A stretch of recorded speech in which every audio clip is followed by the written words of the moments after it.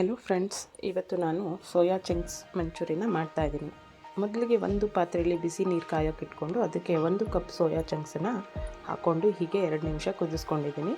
ನಂತರ ಇದನ್ನು ಸ್ಟ್ರೈನ್ ಮಾಡಿಕೊಂಡು ನಾನು ಇದಕ್ಕೆ 2 ಸ್ಪೂನ್ ಕಡಲೆ ಹಿಟ್ಟು, 1 ಸ್ಪೂನ್ ಚಿಲ್ಲಿ ಪೌಡರ್, 1 ಸ್ಪೂನ್ ಧನಿಯಾ ಪೌಡರ್ ಹಾಗೂ ಅರ್ಧ ಸ್ಪೂನ್ ಗರಂ ಮಸಾಲ ಪೌಡರನ್ನು ಹಾಕ್ಕೊಂಡು ಹೀಗೆ ಮಿಕ್ಸ್ ಮಾಡ್ಕೊತಾ ಇದ್ದೀನಿ. ಅದಕ್ಕೆ ಉಪ್ಪು ಕೂಡ ಸೇರಿಸ್ಕೊಂಡಿದ್ದೀನಿ. ನೀರು ಹಾಕ್ಕೊಳ್ಳೋ ಅವಶ್ಯಕತೆ ಇರಲ್ಲ. ಇದನ್ನು ಕಲಿಸ್ಕೊಂಡು ಹೀಗೆ ಕಾದ ಎಣ್ಣೆಯಲ್ಲಿ ಒಂದೊಂದೇ ಬಿಟ್ಕೋತಾ ಹೀಗೆ ಗೋಲ್ಡನ್ ಕಲರ್ ಬರೋವರೆಗೂ ನಾವು ಇದನ್ನು ಫ್ರೈ ಮಾಡಿಕೊಂಡು ಒಂದು ಪಾತ್ರೆಯಲ್ಲಿ ಎತ್ತಿಟ್ಕೊಂಡಿದ್ದೀನಿ. ನಂತರ ನಾನು ಒಂದು ಬೇರೆ ಬಾಣಲೆಯಲ್ಲಿ ಸ್ವಲ್ಪ ಎಣ್ಣೆಯನ್ನು ಹಾಕ್ಕೊಂಡು ಇದಕ್ಕೆ ಉದ್ದಕ್ಕೆ ಹಚ್ಕೊಂಡಂಥ ಈರುಳ್ಳಿ ಹಾಗೂ ಉದ್ದಕ್ಕೆ ಹಚ್ಕೊಂಡಂಥ ಕ್ಯಾಪ್ಸಿಕಮ್ಮನ್ನು ನಾನು ಹಾಕಿ ಫ್ರೈ ಮಾಡ್ತಾಯಿದ್ದೀನಿ.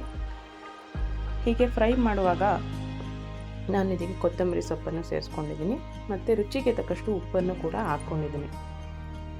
ಇದಕ್ಕೆ ನಾನು 1 ಸ್ಪೂನ್ ಸೋಯಾ ಸಾಸ್ ಹಾಗೂ 1 ಸ್ಪೂನ್ ಟೊಮೆಟೊ ಕೆಚಪ್ ಹಾಗೂ 1 ಸ್ಪೂನ್ ಚಿಲ್ಲಿ ಸಾಸ್ ಕೂಡ ಹಾಕ್ಕೊಂಡಿದ್ದೀನಿ. ವಿನೆಗರ್ ಕೂಡ ಬೇಕಿದ್ದಲ್ಲಿ ನಾವು ಹಾಕ್ಕೋಬೋದು. ನಾನಿಲ್ಲಿ ಹಾಕಿದ್ದೀನಿ, ವಿಡಿಯೋದಲ್ಲಿ ಸ್ಕಿಪ್ ಆಗಿದೆ. ನಂತರ ಈ ಸಾಸ್ಗಳನ್ನೆಲ್ಲ ಹಾಕಾದ್ಮೇಲೆ ನಾವು ಚೆನ್ನಾಗಿ ಇದನ್ನು ಫ್ರೈ ಮಾಡಿಕೊಂಡು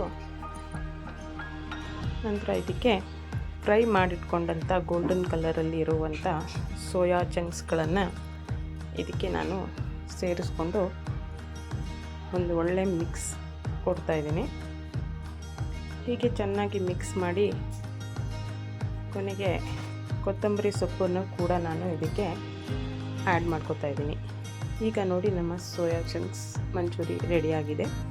ಮಕ್ಕಳು ಇದನ್ನು ತುಂಬ ಇಷ್ಟಪಟ್ಟು ತಿಂತಾರೆ.